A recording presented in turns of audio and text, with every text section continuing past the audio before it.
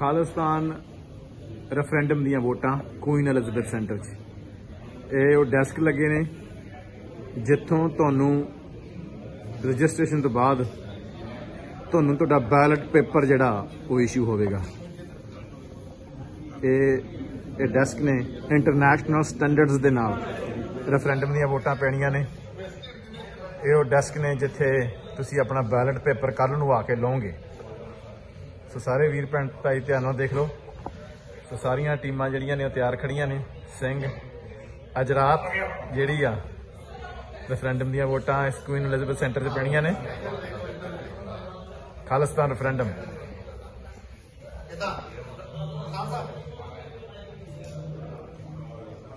किसान हल खालिस्तान, किसानां दे मसलियां दा हल खालिस्तान आ। ये कहना है SFJ का।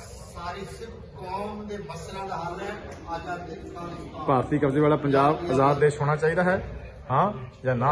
कल नूं पैणगियां वोटां पंजाब रेफरेंडम।